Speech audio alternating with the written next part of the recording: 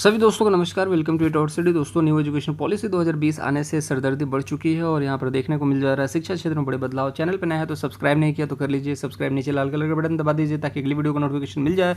दोस्तों, नई शिक्षा नीति क्या है 2020 की, वो जरूरी बातें जानना इंपॉर्टेंट है, लेकिन हम यहाँ पर सारी चीज़ों के बारे में बात नहीं करने वाले हैं क्योंकि जो इंपॉर्टेंट है उन्हीं सभी चीज़ों को उठाना होता है, बाकी चीज़ों को कचड़े में डाल दो। NEP को जैसे हम बोलते हैं जो नेशनल एजुकेशन पॉलिसी, ठीक है, को 1986 में ड्राफ्ट तैयार किया गया था और 1992 में अपडेट किया गया था। उसके बाद NEP 2014 के चुनाव से पहले सत्तापूर्ण भारतीय जनता पार्टी के चुनावी घोषणा पत्र का हिस्सा था। तब यहाँ पर देखिए, अब ये भी बताना जरूरी हो गया है न्यूज़पेपर को कि ये भाजपा का चुनावी घोषणा का एक मैनिफेस्टो था जिसमें बताया गया था शिक्षा में बदलाव किए जाएंगे। तो ये तमाम तरीके की चीज़ें हैं, इसको थोड़ा सा पॉलिटिक्स से अलग रखना चाहिए, लेकिन कहीं ना कहीं कुछ शिक्षाविद हैं जो पॉलिटिक्स से जोड़ते हैं कि ये निजीकरण के लिए इस शिक्षा नीति को लागू किया गया और कहीं ना कहीं टफ कंपटीशन बनाया जा रहा है। दोस्तों, सीटेट के बारे में भी यही कहा जा रहा है कि सीटेट में फिल्ट्रेशन प्रोसेस होगा। फिल्ट्रेशन में क्या होगा कि आपको देखने को मिल जाएगा कि 2 पेपर होते हैं सीटेट में साल में और कहीं ना कहीं बच्चों को क्वालिफाइंग करना होता है। बच्चे क्वालिफाई करेंगे तो नौकरी मांगेंगे, नौकरी के लिए आपको नौकरी निकालनी पड़ेगी और सुपर टेट निकालना पड़ेगा। और सुपर टेट निकालने के लिए आपको क्या करना पड़ेगा कि अब ऐसा नहीं है 2000 3000 सुपर टेट निकाल दोगे तो बच्चे खुश हो जाएंगे। जनसंख्या बढ़ती जा रही है और कहीं ना कहीं बच्चों के ऊपर जो टीचर की डिमांड है वो होनी चाहिए। जैसे कि जनसंख्या के ऊपर पुलिस होती है तो जनसंख्या में बच्चों के ऊपर भी एक टीचर होना चाहिए। अब एक टीचर को 80 बच्चे दे दोगे पढ़ाने के लिए, कैसे मैनेज करेगा? एटलीस्ट 20-25 बच्चों पर होना चाहिए, लेकिन 1.5 लाख 2 लाख सीटें अभी भी खाली हैं। तो कहीं ना कहीं 2 लाख 1.5 लाख सीटें हैं तो उसके लिए बच्चे मांगेंगे नौकरी। अब बच्चे मांगेंगे नौकरी, नौकरी कहाँ से दोगे भैया जब नौकरी देना ही नहीं चाहते, आप निजीकरण करना चाहते हो, ऐसा बताया जा रहा है। वो चीज़ मैं आपको बता रहा हूँ, अगर आप निजीकरण करना चाहते हो तो कैसे नौकरी दोगे? तो आपको क्या करना है, आपके पास एक दिमाग आया कि आप सरकार में है, पावर में है, तो आप कुछ भी कर सकते हैं। तो आप नई शिक्षा नीति लाते हो और कहीं ना कहीं नई शिक्षा नीति के तहत आप बहुत सारे अपग्रेड कर सकते हो। अब देखो, कहने का मतलब क्या है कि अगर नई शिक्षा नीति के तहत आपको सीटेट में नेगेटिव मार्किंग स्टार्ट कर दिया जाता है तो नेगेटिव मार्किंग से क्या होगा, अभी 10% रिजल्ट बनता है, तब कहीं ना कहीं ये 5% 4% रिजल्ट बनेगा तो 4% लड़के जॉब की डिमांड करेंगे। अब बच्चे ही बैठेंगे परीक्षा में 40 लाख 20 लाख, तो जॉब निकालना आसान हो गया कि हम 20,000 जॉब निकाल देंगे, 30,000 जॉब निकाल देंगे, एक सीट पे 1,500 बच्चे फाइट करेंगे।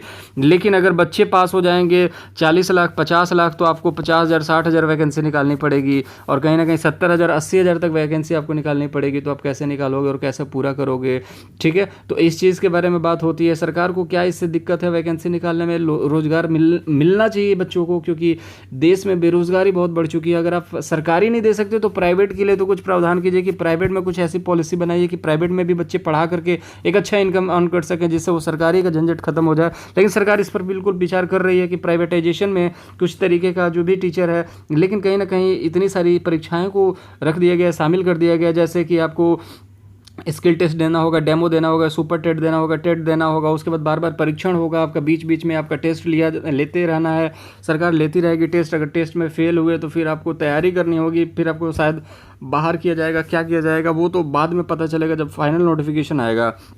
इतनी सारी सिरदर्दी के बाद बच्चा एक टीचर बनने की तैयारी करता है और वो 15-17 क्लास पढ़ने के बाद फिर बीएड या बीटीसी करता है। उसके बाद बीएड बीटीसी करने के बाद वो सीटेट और सुपर टेट निकालने के बाद इतनी सारी परीक्षाओं को देने के बाद फिर उसको बार बार फिल्ट्रेशन प्रोसेस से गुजरना पड़ेगा। ये तो कहीं ना कहीं नाइंसाफ़ है एक शिक्षक के लिए, क्योंकि पहले के जो शिक्षक थे उनका कैसे सिलेक्शन हुआ वो हम नहीं बात करने वाले यहाँ पे, लेकिन जो भी थे उनका फिल्ट्रेशन होना चाहिए। अगर उनको फिल्टर करना चाहते हो तो आप कर सकते हो, लेकिन उस समय के एजुकेशन के हिसाब से उनकी एजुकेशन ठीक थी। लेकिन अब दुनिया बदल रहा है तो अब जरूरी थोड़ी है इंसान अपने दुनिया के साथ बदलता जाएगा। अगर 40 साल 50 साल के अंकल जी हैं जो पढ़ा रहे हैं, ठीक है, अगर वो पढ़ा रहे हैं, टीचर हैं, और वो अब 30 साल पहले लगे हुए थे, 30 साल पहले की पढ़ाई उनकी अलग थी, जितना एजुकेशन था वो ले चुके हैं। अब अपडेट हो गया सिलेबस, तो वो क्या उनको अपडेट करने की ज़रूरत पड़ेगी क्या? अब वो अपडेट कैसे हो सकते हैं? आप उनको लैपटॉप सिखाओगे, कंप्यूटर सिखाओगे तो वो सीख ही नहीं पाएंगे। ठीक है, सीखेंगे तो उतना नहीं सीख पाएंगे जितना लेटेस्ट बच्चे सीख पाते हैं, जो आज के बच्चे सीख पाते हैं।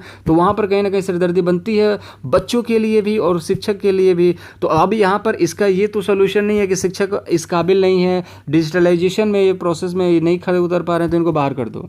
ठीक है, तो ये सरासर गलत है। ये तो हमारे साथ भी हो सकता है, अगर आप जा करके टीचर बनते हो और आपके लिए उससे भी एडवांस कुछ टेक्नोलॉजी आ जाती है जिसके बारे में नॉलेज नहीं, आपको भी बाहर कर दिया जाएगा। तो ये गलत चीज़ें हैं। फिल्ट्रेशन होनी चाहिए, बहुत अच्छी बात है, लेकिन पहले हो जानी चाहिए, लेकिन बार बार फिल्ट्रेशन अच्छी बात नहीं है। तो सीटेट में यही यही है कि निगेटिव मार्किंग के बारे में बात की जा रही है कि निगेटिव मार्किंग हो सकता है तो ये होगा कि रिजल्ट बहुत ख़राब बनने वाला है।